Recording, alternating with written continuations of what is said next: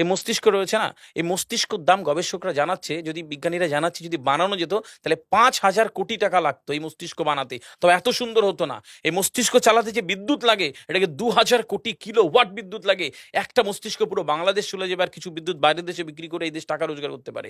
এই আপনি চিন্তা করেন যে শিরোপোষের এগুলো, একটা তারের হেডফোনকে পকেটে দেবেন আর বের করবেন, দেখবেন ছাড়াতে হচ্ছে, তাই না? জড়িয়ে জট জানা লেগে যাচ্ছে। এই পুরো শরীরের মধ্যে এরকম জড়ানো পেছনে যত শিরা আছে না, এই শিরাগুলোকে বলা হয় খুলে খুলে রাখা হলে 11 একর জমি লাগতো, 11 একর জমি লাগতো। কেন ইমাজিন আমাদের মধ্যে কি রয়েছে, পুরো শরীরে 650টা মাংসপেশি রয়েছে, যা ইনস্ট্রাকশন দেবেন ও তাই করবে। আজকে একবার ভেবে না কাল একটা বাইক কিনবেন, হন্ডা কিনবেন, আপনি বাইরে বেরোবেন দেখবেন সব বাইকের দিকে নজর যাবে, এই বাইকটা ভালো, এটা সুন্দর, মাইলেজ ভালো, কোনটা ভালো, কি দেখবো। যতক্ষণ না কিনবেন মস্তিষ্ক আপনাকে ছাড়বে না, ও চিন্তা করতে থাকবে। ঠিক সেরকম একটা কমেন্ট যখন দিয়ে দেবেন এই মস্তিষ্ক আপনাকে ওই কাজে এগিয়ে নিয়ে যাবে। পৃথিবীতে মানুষ না বেসিক নিডস গুলো ফ্রি পেয়ে গেছে। ভাবুন তো একবার, পৃথিবীর সবচেয়ে লাক্সারিয়াস ড্রিঙ্কের নাম জানেন? পৃথিবীর সবচেয়ে লাক্সারিয়াস ড্রিঙ্কের নাম হচ্ছে পানি। পানি, জল। জল। যদি 5,000 টাকা লিটার কিনতে হতো তাহলে মানব জাতি কয়দিন বাঁচতো? ফাইন। তো পৃথিবীর পানিকে ফ্রি করে দেওয়া হয়েছে। অক্সিজেন, একটি গবেষণা জানায় সারাদিনে একটা মানুষ যত অক্সিজেন নেয় এটি টাকা দিয়ে কিনতে হতো তাহলে 3.5 লক্ষ টাকা লাগতো। একদিনের। শুধু রাত হয় বলে আপনাকে কত টাকা ইলেকট্রিসিটি বিল দিতে হয়, তাই না? ফ্রি পেয়েছি। আমরা সারাদিনে যতবার অক্সিজেন নিই, শ্বাসটা নিই, 17,600 নবার নবার থেকে 23,608 বার। এই যার একবার দমের কষ্ট সে জানে একবার শ্বাস নিতে কত শ্বাস কষ্ট। নিতে কত তাহলে কষ্ট। বেসিক নিডস গুলো তো ফ্রি। আর বাকি জিনিস আল্লাহ সুবহানাহু ওয়া তাআলা দিয়ে দিয়েছে।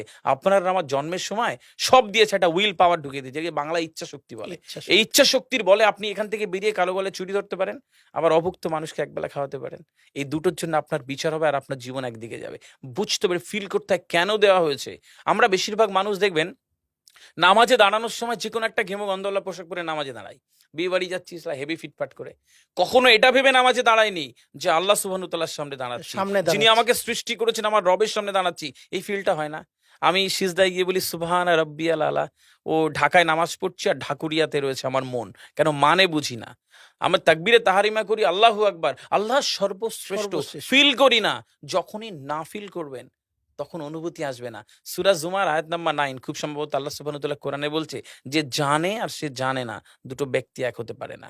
সুতরাং বুঝতে হবে। হাদিস শরীফে আমরা সবসময় পড়ি না যে শহীদের রক্তের তুলনায় জ্ঞানীর কলমের কালি অনেক বেশি মূল্যবান? কেন বলেছে? ফিল করতে হয়।